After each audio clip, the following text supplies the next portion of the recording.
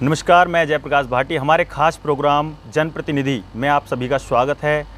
पृथला विधानसभा क्षेत्र के गांव सोतई में एक चेहरा जो उभर कर आ रहा है वह है सोनू रावत, जो कि एक समाज सेवी के चेहरे के रूप में नज़र आ रहे हैं। हम उन्हीं से जानते हैं उनकी जीवन शैली के बारे में। हमारे साथ सोनू रावत जी बने हुए हैं। नमस्कार जी। नमस्कार। हमारे खास प्रोग्राम में आपका स्वागत है जी।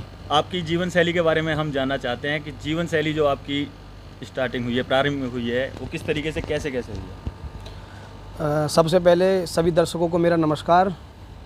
मैं सोनू रावत गांव सोतई से एक समाज सेवी के रूप में मैं समाज सेवा का कार्य निरंतर कर रहा हूं।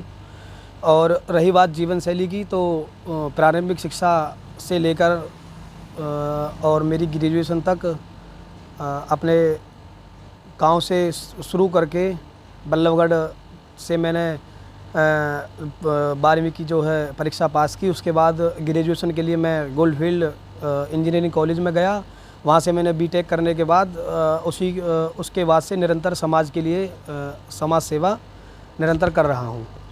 अगर बात की जाए जैसे समाज सेवी की, तो समाज सेवी के विचार जो आए आपके मन में, वो किन कामों को लेकर, किस तरीके से, मतलब समाज के जो हित में काम करने हैं आपको, किस तरीके से, मतलब कहाँ से प्रेरणा मिली है, किस तरीके से आप इसमें घुसे हैं? देखिए, जब मैं कॉलेज में पढ़ा करता था तो मेरे पिताजी थे, गांव के हालात को देख के और गांव की दशा को देख के उन्होंने गांव की सेवा का जो है बीड़ा उठाया, गांव की सेवा करने की जिम्मेदारी ली। मैं कॉलेज में पढ़ा करता था तो मैं उनको देखा करता था कि वो गांव में समाज हित में कई कार्य किया करते थे। तो गांव के लोगों ने, गांव के सरदारी ने उनको चुनाव लड़ने के लिए प्रोत्साहित किया, चुनाव लड़ने के लिए आमंत्रित किया। तो गांव हित में उन्होंने चुनाव लड़ा और गांव की सेवा के लिए आगे आए। तो मैं अक्सर देखा करता था अपने पिताजी को। वहीं से लेकर फिर मेरे भी मन में यही भावना जगी कि मैं भी अपने पिताजी की तरह अपने समाज की, अपने गाँव की सेवा करूँ और अपने गाँव और समाज का भला करूँ। अगर बात की जाए समाज सेवा की, तो समाज सेवा में आपका प्रथम कार्य क्या रहा है? स्टार्टिंग शुरुआत में सबसे पहला जो कदम उठाया अपने समाज सेवा के हित के लिए, वो सबसे प्रथम कार्य क्या रहा था आपका? देखिए, जब मैं कॉलेज में पढ़ा करता था तो मेरे पिताजी चुनाव लड़ते थे। उसी दौरान उन्होंने चुनाव जीत लिया। सरदारी ने, गांव के लोगों ने उनको सरपंच बना दिया। तो मेरी पढ़ाई पूरी हो चुकी थी। मैं उनको देखा करता था। कई बार पिताजी गाँव के काम से कहीं बाहर चले जाया करते थे, तो गांव के लोगों की सुविधा के लिए, गांव के लोगों की अपना कर्तव्य निष्ठा के लिए मुझे उनकी जिम्मेदारी निभानी पड़ती थी।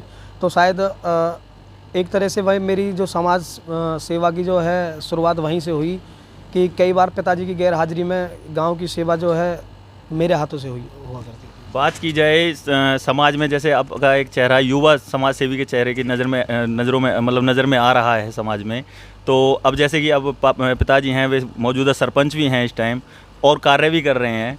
तो अगर आगे की श्रेणी में अगर बात की जाए, तो अगर आपको राजनीति में उतरना पड़े तो किन कदमों को, क्या लक्ष्य रहेंगे आपके जीवन में, क्या राजनीति में करोगे, क्या आपका उद्देश्य रहेगा? सबसे पहले देखिए, राजनीति की बात करें तो राजनीति में तो मेरे पिताजी हैं, मैं उन्हीं का सपोर्ट करूंगा। मेरी तो राजनीति में आने की कोई अभी इच्छा नहीं है।